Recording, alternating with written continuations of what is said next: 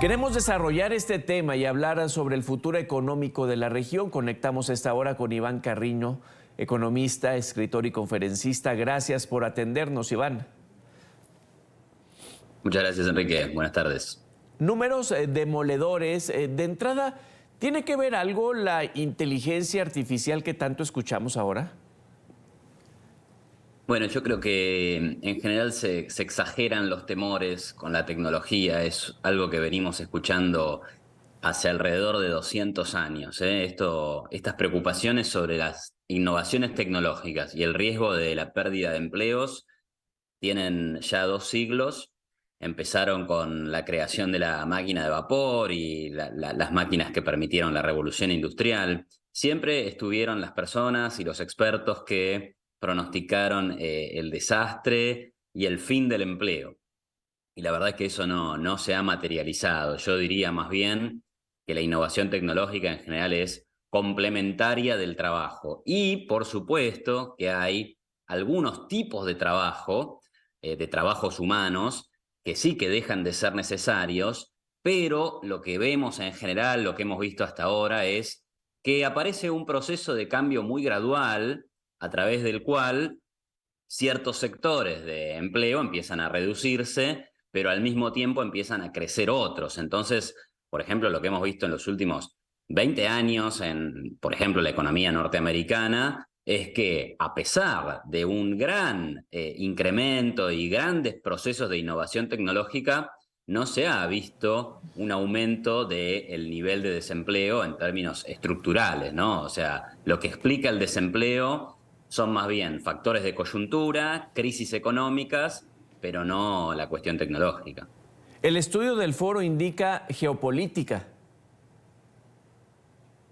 No, la verdad es que lo que explica la creación y la destrucción de empleo en general son factores propios de los mercados. O sea, el empleo responde a la producción y lo que es relevante entonces es qué tipos de producciones demandan los consumidores, ¿no? Entonces, claro, en un momento nos comunicábamos a través de las cartas que eran transportadas a través de caballos y encomiendas o ese tipo de vehículos. Bueno, en la medida que la tecnología mejoró, dejó de ser necesario ese tipo de trabajo, pero eso permitió liberar los recursos que se destinaban a ese tipo de producciones para poder implementarse en otros, ¿no? Si uno se pone a pensar lo que pasaba a principios del siglo XX, el 40% de la población norteamericana estaba dedicada o destinada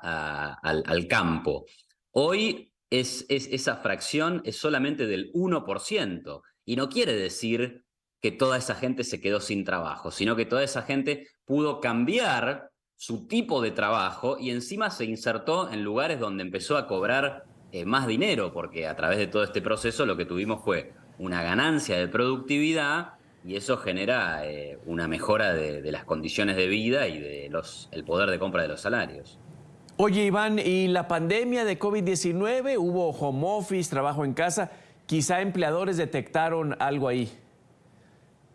Sí, sin duda que lo que mostró la pandemia, y yo diría también las restricciones gubernamentales a la movilidad, al comercio y a la vida social, fue la aceleración de un proceso que ya existía, ¿no? Antes de las cuarentenas y de la pandemia, ya existía el trabajo desde casa, ya existía el trabajo remoto, ya existían los nómades digitales, ya había habido una migración muy fuerte desde el comercio presencial hacia el comercio digital. O sea, eso lo pueden ver ustedes con el cambio en el valor de las acciones de Amazon, por ejemplo, respecto de negocios tradicionales como JCPenney o Macy's en los Estados Unidos. Vos tenías esas grandes cadenas de comerciales norteamericanas que estaban en un proceso de gran decadencia porque la propia gente estaba eligiendo comprar a través de Internet.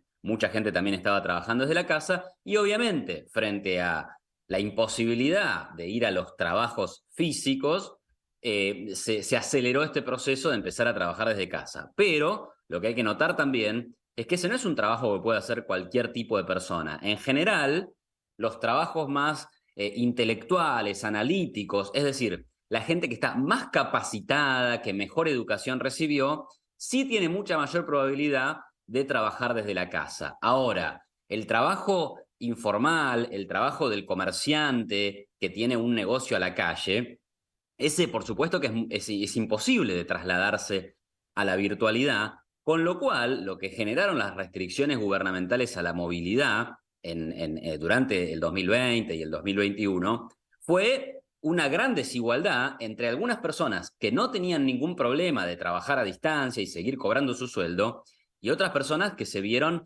prácticamente entre la espada y la pared, sin posibilidad de poder trabajar para conseguir su medio de subsistencia, ¿no? Entonces eso fue un impacto muy, muy desigual, y que esperemos que se haya aprendido una lección. Iván, cuando las empresas comienzan a tomar decisiones de recortes por conveniencia quizá, ¿qué posturas debieran tomar los gobiernos? ¿Políticas públicas para defender los empleos de alguna manera o deben dejar sus autonomías?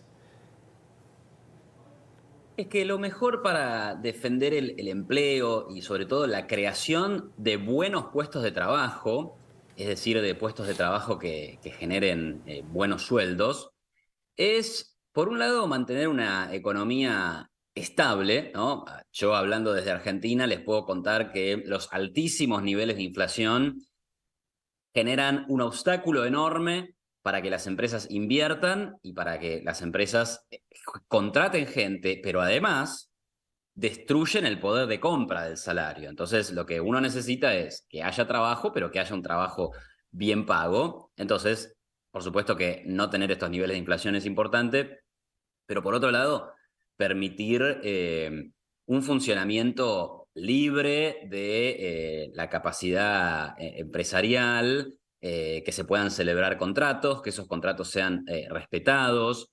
No hay tanto más que se necesite hacer. El trabajo es siempre necesario porque es como que la base de la economía así lo indica. Nosotros, como ciudadanos del mundo o seres humanos, tenemos una increíble cantidad de necesidades que deben ser satisfechas con producción, y toda producción necesita del factor humano para transformar la materia prima en un producto terminado. Así que necesariamente se va a necesitar sí o sí empleo. El tema es que el gobierno no te ponga obstáculos para tratar de generar esa producción, que a su vez esa producción necesita del trabajo para poder ser llevada a cabo. Pues ahí está, así es como funciona. Quiero agradecerte, Iván Carrino, economista, escritor y conferencista, por este espacio para la tarde de NTN 24. Bueno, un saludo grande para todos, gracias por el llamado.